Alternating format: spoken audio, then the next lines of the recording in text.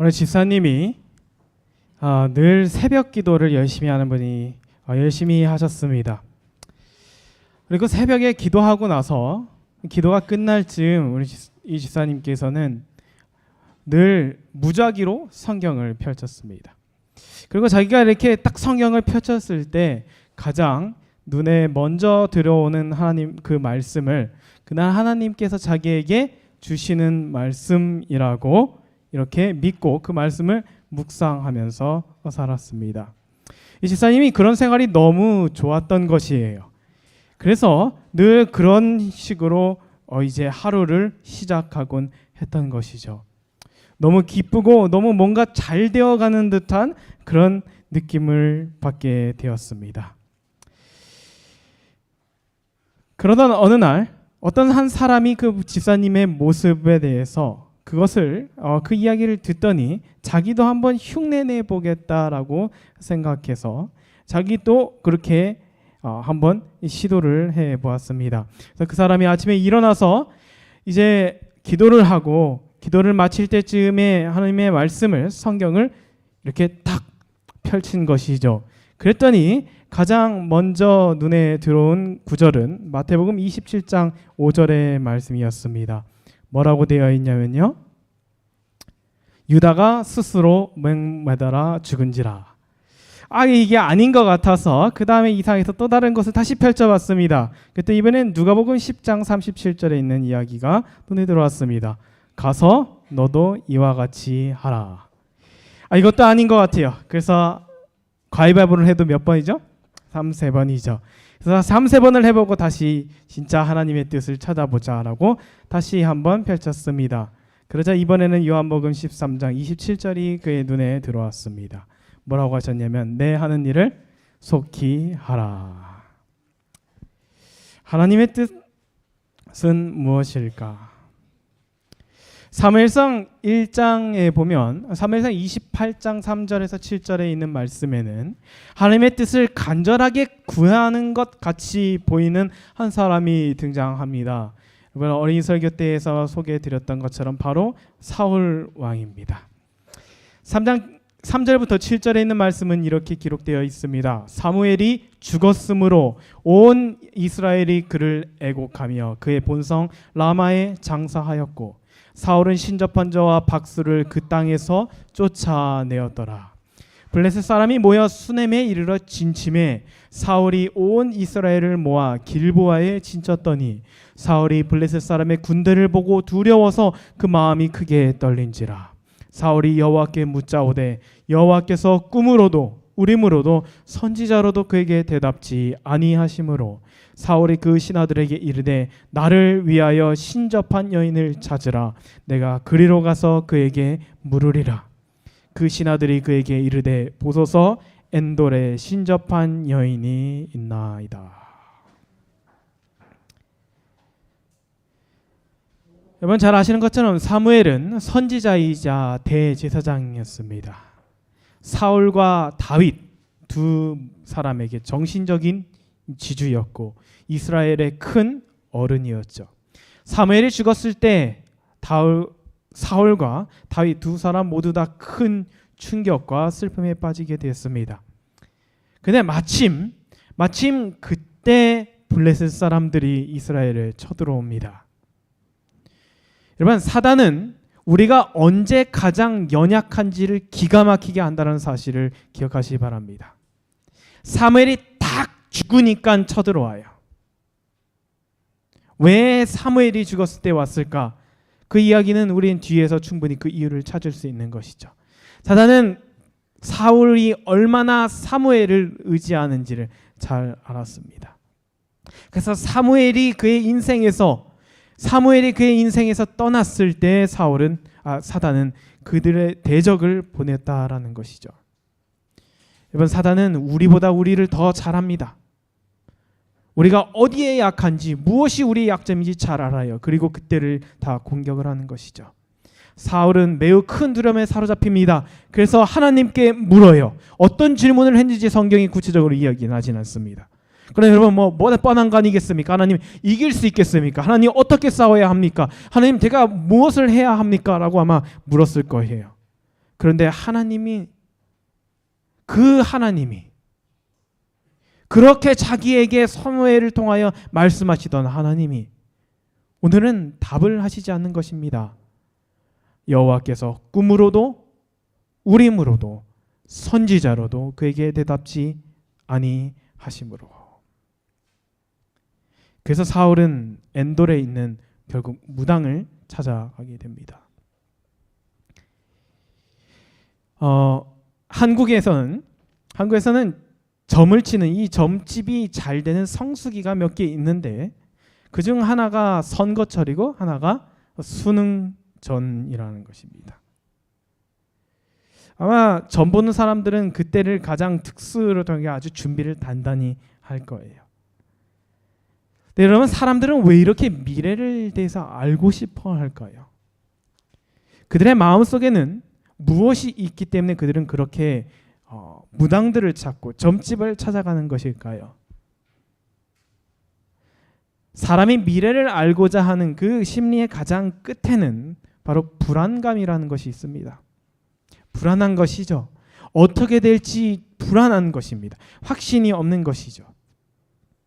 그리고 그것을 해소하고 싶고, 그리고 그것을 해소하고 나면 굉장히 큰 안정감이 찾아오기 때문에 사람들은 그렇게 미래를 알기 위하여 애쓰는 것입니다. 그래서 많은 돈을 지불하고서라도 그것을 알고 싶어 하는 것이죠. 그러나 그 내면 속에는 또 다른 마음 하나가 있는데, 그것은 뭐냐면 자기가 원하는 대로 이루어졌으면 하는 바람 또한 들어가 있는 것입니다. 세상 사람들만 그런 줄 알았는데 정말 많은 그리스도인들도 점집들을 찾아서 묵곤 한다라고 합니다. 그리고 그 점집이 실제로 가지는 않더라도 기도하면서, 말씀 보면서, 예배하면서도 마치 세상이 점괘를 보는 듯한 그러한 마음가짐으로 하나님께 그 뜻을 묻는 경우도 정말 많이 있다라는 것이죠. 사울이 지금 그러고 있는 것입니다. 하나님께 물어요. 근데 사울의 그 묻는 그 마음 속에 과연 그에게는 어떤 마음이 있었을까? 그래서 하나님께서는 분명하게 알고 계셨던 것이죠. 하나님께서는 대체 왜 대답을 하지 않으셨을까요? 좀 말을 안 듣고 그동안 하나님께 불순종했더라도 하나님께 이제 자기가 물어러 오면 하나님께서 좀 대답을 해주실 만하지 않겠습니까? 라는 질문을 우리가 던져볼 수도 있겠지만, 이 사울의 이 엔돌의 무당을 찾아가는 이 이야기를 이해하기 위해서는, 하나님께서 그에게 답을 주시지 않은 것을 이해하기 위해서는 우리는 그 배경의 이야기를 먼저 이해해야 합니다. 시간을 거슬러 올라갑니다. 이전에 블레셋이 찾아왔을 때 다윗이 골리앗을 무찌르죠. 그래서 다윗의 인기가 점점 높아집니다. 그리고 사울은 질투샘에 사로잡혀서 다윗을 어떻게 하려고 해요? 죽이려고 많은 시도를 하게 되죠. 그리고 다윗은 그런 사울을 피하여 여기저기로 도망 다닙니다. 그때 다윗이 도망갔던 곳 중에 하나가 놉이라는 곳에 있었어요. 놉. 그 놉에는 제사장이 있었습니다. 그리고 그 제사장의 이름은 아히멜렉이었어요. 이 아히멜렉은 이 다윗을 도와줍니다. 그때 다윗에게 음식도 주고 골리앗의 칼 또한 그에게 전해주어요. 그래서 그 일로 말미암아 사울이 분노하게 되고, 사울은 아히멜렉뿐만 아니라 그의 가문 전체를 다 멸절시킵니다. 그날 제사장 85명 그리고 그들의 가족들이 다 죽임을 당했습니다. 여러분, 이런 사건이 일어난 후에 이제 레위인들과 제사장들은 자기의 신분을 감추고 숨기기 시작했어요. 왜요? 다윗 잘못하면 다윗이랑 엮였다가는 어떻게 되게요?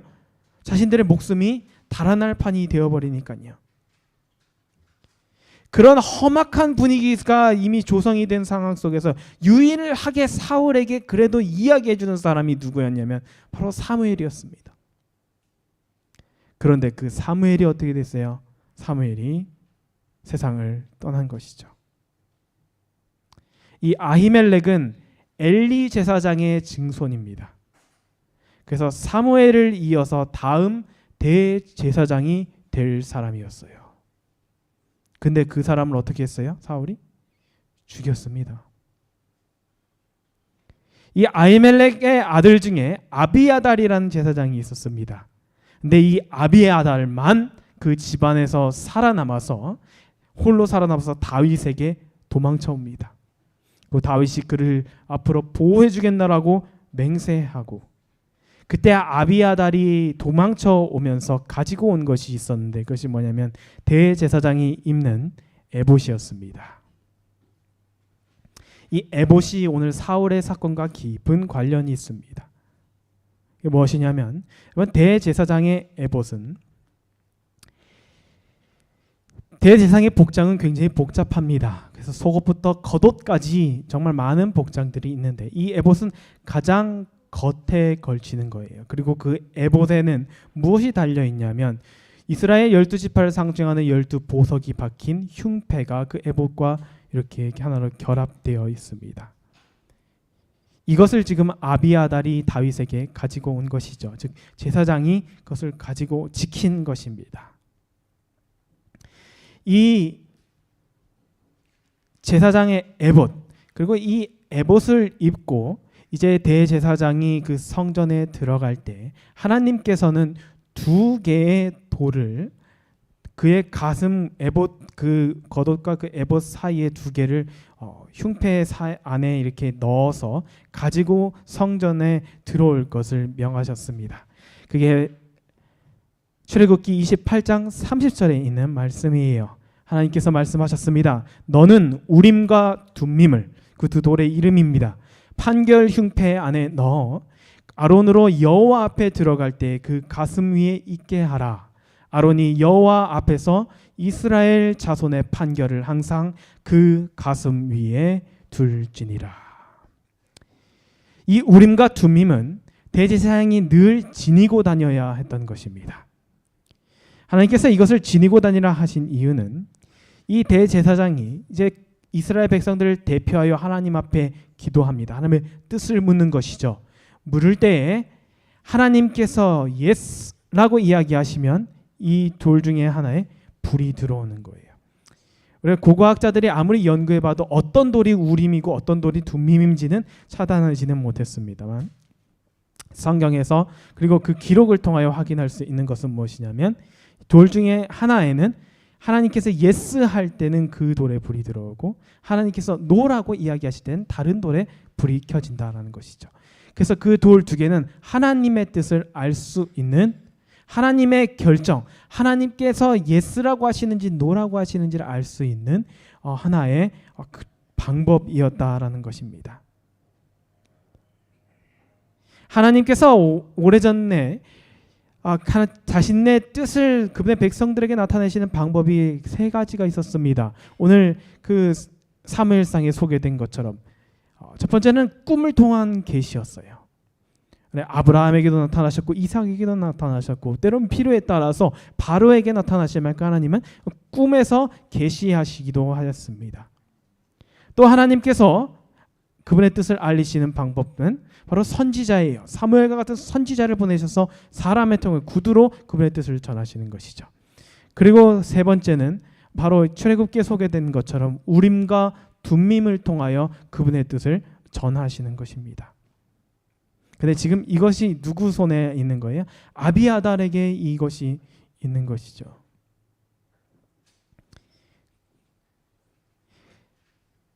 그래서 사울은 하나님의 메신저 사무엘이 이미 죽었습니다. 그리고 꿈도 꾸지 못했어요. 그 남은 건 딱 하나예요. 무엇입니까? 우림과 둠밈에 대가 물어야 하는 것이죠. 그런데 이때 이 에봇을 누가 가지고 왔어요? 아비아달이 가지고 왔습니다. 그래서 사울은 에봇을 하나 더 만들었을 것이라고 우리가 추측할 수 있죠. 그래서 사울은 자기가 만들어서 그것을 하나님께 묻습니다. 에봇도 없고 제사장도 없고 꿈도 꾸지 못하고. 여러분, 이것은 하나님께서 그를 떠나신 것이 아니라 그가 하나님을 떠났기 때문에 일어났던 일입니다. 하나님께서는 끝까지 그를 사랑하셔서 그를 올바른 길로 인도하시고자 하셨으나 그가 끝까지 못해요. 하나님과의 연결선을 하나씩 차단하기 시작하는 거예요. 어떻게 하나님과의 대화를 꿈속에서 꾸겠습니까? 지금 머릿속에는 무엇밖에 없는데요. 다윗을 어떻게 죽여야 할까? 그것밖에 없는, 머릿속에 없는 생각에 하나님께서 대체 나타나서 무슨 말씀을 그에게 해주실 수 있을까요? 선지자는 어떻게 해요? 그러니까 지금까지 선지자를 존중한 적이 있나요? 아니요.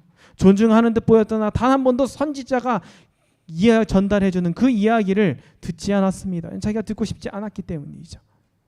그리고 마침내 하나님께서 자기에게 유일하게 남은 그 세 번째 수단인 바로 우림과 둠밈을 착용하면서 하나님의 뜻을 묻는 그 대제사장 후계자를 죽여버렸으니 하나님께서 그에게 어떻게 대답을 해주실 수 있을까? 하나님께서 대답을 안 하신 것이 아니라 못하신 거예요. 그가 스스로 그것들을 다 차단해버렸기 때문이죠. 여러분, 반면에 다윗을 보면요, 다윗은 자기가 꼭 필요한 게 뭔지를 잘 알았던 사람입니다. 그래서 아비아달이 그 에봇을 가지고 왔을 때 다윗은 굉장히 기뻐했어요. 그리고 나서 자기가 하는 하나의 선택을 내릴 때마다 에봇을 가져와서 하나님께 묻습니다. 한 번은 이런 일이 있었습니다. 다윗은 그런 습관이 아주 잘 배어있던 사람이에요.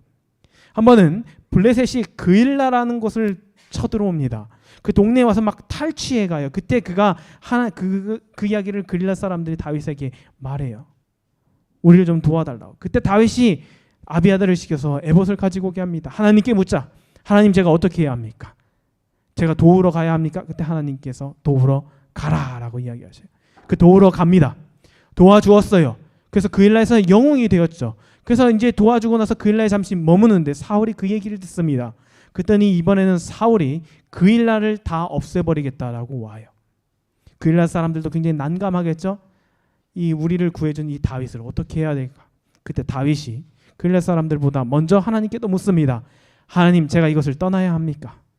그때 하나님께서 떠나라라고 이야기하셔요. 그래서 다윗은 군말 않고 그냥 떠납니다. 다윗은 사람들이 자기를 어떻게 하느냐에 전혀 개의치 않았어요. 여러분, 그일라 사람들한테 하나님께 그일라 사람들에 대한 때 물론 다윗이 어떻게 질문했냐면요, 저 사람들이 저를 사울에게 넘기겠습니까? 이렇게 하나님께 여쭤봤어요. 그때 하나님이 그럴 거야. 배신할 거야. 너가 그걸 그렇게 그들을 구해 주었지만 그들은 너를 사울에게 넘길 거야라고 하는 게 이야기했어요. 다윗은 근데 거기에 대해서 전혀 불평이나 그들을 원망하지 않았으며 대신 하나님께 물어요.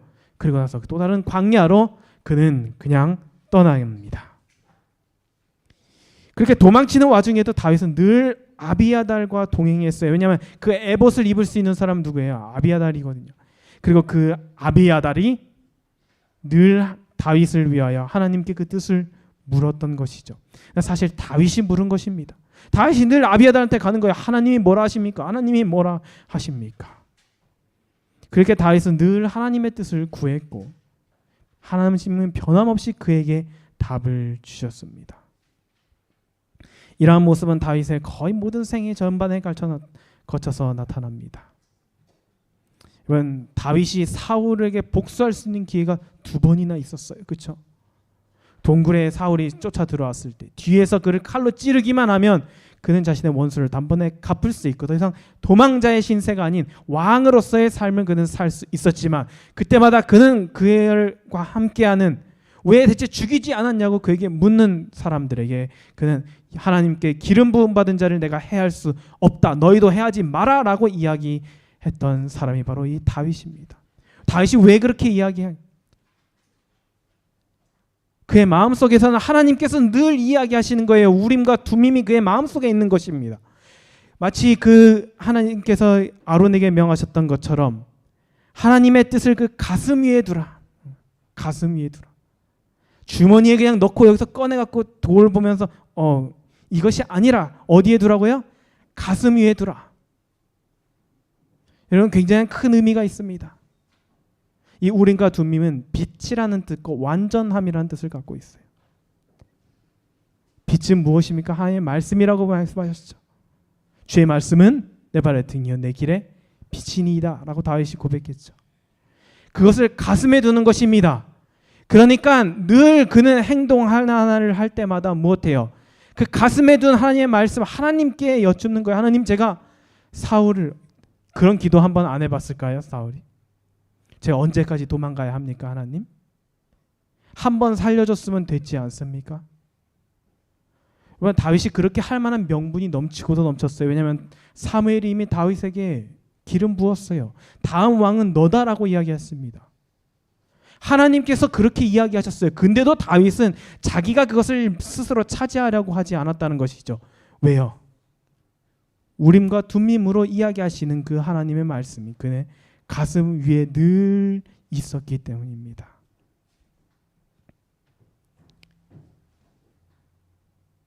여러분, 하나님의 말씀을 가슴에 두면, 그의 말씀이 우리 가슴에 있으면 그 말씀이 우리를 변화시킵니다.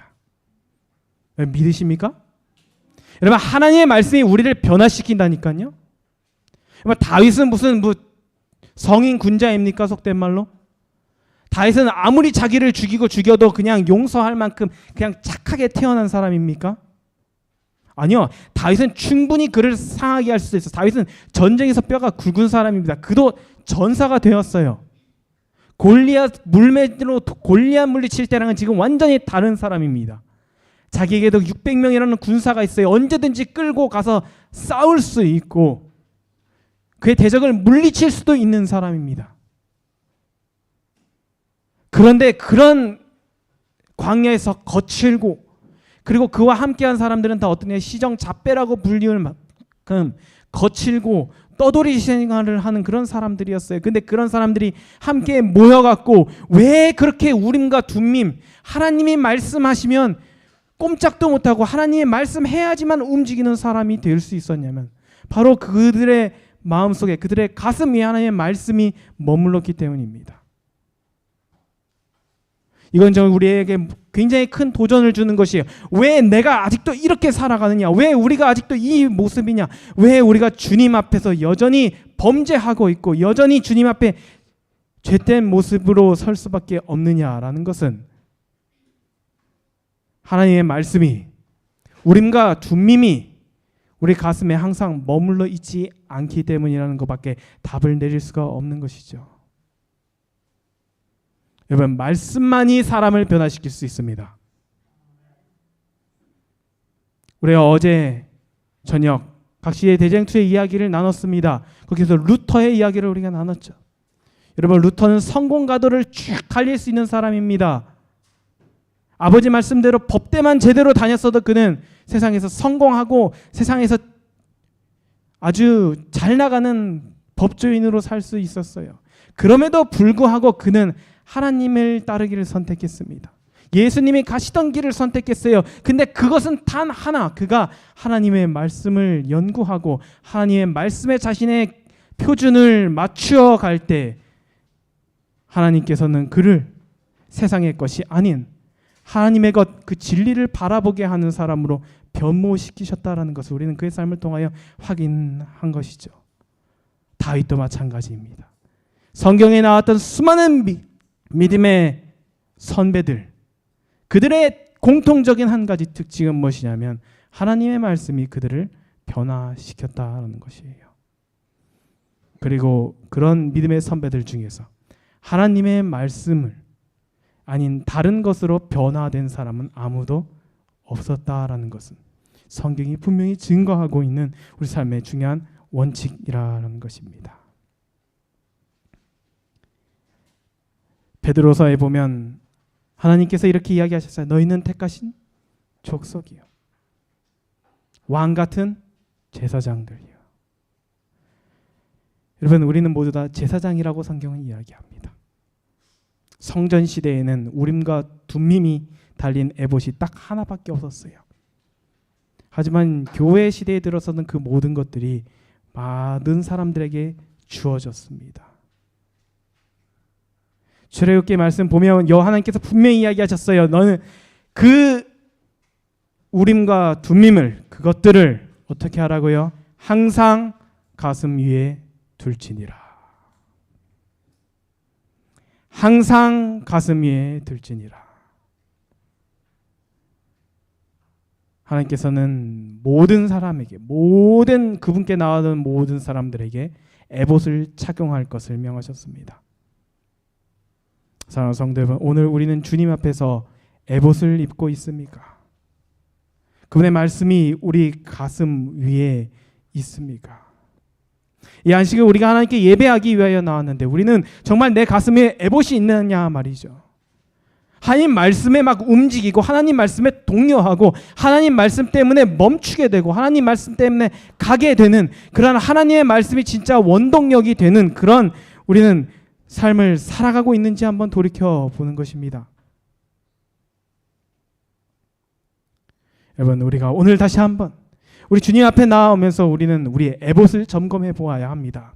내가 그 에봇과 그 겉옷 사이에 내가 그 판결 흉패, 우림과 둠밈을 그 판결 흉패 사이에 늘 지니고 있는지 우리는 다시 한번 주님 앞에서 겸손하게 우리 자신을 돌아봐야 하는 것이죠. 요즘 한국의 뉴스를 거의 덮다시피 하는 이슈가 하나 있습니다. 그게 뭐냐면 JMS. 다들 보셨나요? 그 뉴스? 그 정명석 씨가 만든 그 사이비 종교죠. 그래서 정말 많은 젊은 사람들이 뭐 남녀노소 할 것 없이 많은 사람들이 큰 상처를 받고 큰 희생을 치른 것을 볼 수 있습니다. 특히 젊은 처녀들이 그 젊은 청년들이 얼마나 가슴 아픈 그런 일을 겪었는지 하나둘씩 계속 튀어나오고 있는데 참 안타까워요. 사람들이 늘 그거에 대해서 이야기합니다. 왜 근데 대체 그렇게 비상식적으로 보이는 집단에 왜 사람들이 자꾸 들어갈까요? 그런 질문도 해보신 적 있으시죠? 그 피해받은 사람들도 참 안타깝지만 대체 많은 사람들이 이렇게 생각합니다. 왜 그런 거에 끌려갈까? 왜 저렇게 똑똑한 사람이 평상시엔 저렇게 이성적인 사람이 다 배울 거 배우고 다 잘 알 것 같은 사람이 왜 대체 그 말도 안 되는 교리를 가르치는 곳에 갈까? 라는 질문을 던지했습니다. 대부분의 심리학자들은 하나로 결론 내려요. 그것은 무엇이냐면 내면의 결핍 때문이다 라고 이야기합니다. 내면의 결핍. 마음에 채워지지 않는 그 공간을 채우기 위하여 찾고 찾아가다 보니 거기까지 발을 들여놓게 되는 거예요. 여러분, 이것이 사울이 걸었던 길입니다. 그리고 우리 모두가 걸어갈 수 있는 그런 길이에요. 어쩌면 걸어가고 있는 길일지도 모릅니다. 사울은 늘 대중의 인기를 구했어요. 근데 그것이 다윗에게 넘어갑니다. 늘 사무엘에게 좀 인정받기 싶었어요. 칭찬 좀 받고 싶었습니다. 그런데 자기가 뭐 할 때마다 사무엘이 나무라는 것이죠. 사울은 세속의 성공을 바라기도 하면서 동시에 또 하나님께는 인정을 받고 싶어 했어요. 얼마나 그것을 갈구했는지 여러분. 그래서 그렇게 다윗만 보면 뭐 가만히 있던 사람도 갑자기 이성을 잃은 것처럼 될 만큼 그는 그의 마음에 그 채워지지 않은 그 결핍을 그걸 채우기 위하여 그렇게 걸어갔던 것입니다. 그래서 어디까지 가는 거예요? 엔돌의 무당까지 찾아가는 거예요. 자기가 다 쫓아내놓고서 자기가 그렇게 미워하고 그렇게 잘못되었다로 이야기했던 그걸 자기가 지금 찾아가고 있는 것입니다. 어제 후회했을 거예요. 내가 대체 다 쫓아냈을까? 몇 명 좀 남겨둘 걸. 그만큼 사울이 그렇게 되었던 것은 뭐냐면 그가 채워지지 않는 그 내면의 결핍을 채우기 위하여 계속해서 가고 있었기 때문이라는 거예요. 철학자이자 신학자 파스칼은 이렇게 이야기했습니다. 모든 사람의 마음에는 하나님이 만드신 하나의 공간, 즉 공백이 있다. 이것은 어떠한 피조물로도 채울 수 없고 오직 예수 그리스도를 통하여 하나님만이 채우실 수 있는 공백이다. 여러분, 이거를 채워야 하는 거예요. 무엇으로요? 우림과 둠밈으로. 가슴 위에 둘지니라. 여러분, 그 빈 공간을 무엇으로 채워야 하냐면 하나님께서 예수 그리스도를 통하여 채우셔야 한다는 것입니다. 그런데 정말 사울과 같이 정말 많은 사람들이 그것을 채우지 못하고 엉뚱한 것들로 채우고 있어요. 존 파이퍼 목사님이 쓰신 하나님을 향한 굶주림, 그 책에 보면 이런 말이 글귀가 있습니다. 너무 공감이 돼서 제가 여러분께 소개해드리고 싶어요. 만일 우리에게 하나님의 영광이 나타나기를 갈구하는 마음이 없다면 그것은 우리가 실컷 마시고 배불러서가 아니라 세상의 식탁에서 부스러기를 주워 먹은 지 너무 오래되었기 때문이다. 우리의 영혼은 시시한 것들로 가득 차 있어 위대한 것이 들어설 자리가 없다. 여러분, 너무 시시한 것들로 가득 채우는데 시간을 허비하지 않게 되기를 바랍니다. 세상의 것들은 다 시시해요. 근데 그게 너무 커 보이니까 문제인 거죠. 그죠? 그거를 안 채우면 정말 내 인생에 큰 결핍이 될 것처럼 생각이 되기 때문에 그걸 자꾸 채워넣지만, 그래서 이 흉패 안에 우림과 둠밈이 들어가는 것이 아니라 내 가슴을 채우는 것이 뭐예요? 하나님으로는 채울 수 없는 그 공간을 채울 수 있을 것 같은 세상의 시시한 것들로 계속 채워 넣다 보면 결국 사울이 그랬던 것처럼 선지자가 없고 꿈도 꿀 수 없고 우림과 둠밈도 없어지는 그런 안타까운 그런 삶으로 이어질 수 있다라는 경고의 말씀을 하나님께서 오늘 우리 모두에게 해 주시는 것입니다. 시편 119편 11절에는 다윗이 이렇게 고백했습니다. 내가 주께 범죄하지 아니하여 주의 말씀을 내 마음에 두었나이다. 다윗이 가슴에 무엇을 두었다고요? 주의 말씀을 두었다고요. 다윗은 에봇을 입을 수는 없었습니다. 에봇을 입을 자격은 없었습니다. 그러나 그 에봇의 주인 하나님의 말씀을 그는 가슴에 두었어요. 그렇기 때문에 못해요. 범죄하지 아니하려. 사울을 찌르지 아니하려. 사울에게 복수하지 아니하려. 내가 멋대로 내가 원하는 때에 왕이 되지 아니하려. 나는 우림과 둠밈을 내 가슴에 두었나이다 라고 그는 고백한 것이죠. 저 여러분의 삶이 우리 삶 속에 다윗과 같은 고백이 나오기를 간절히 소망합니다.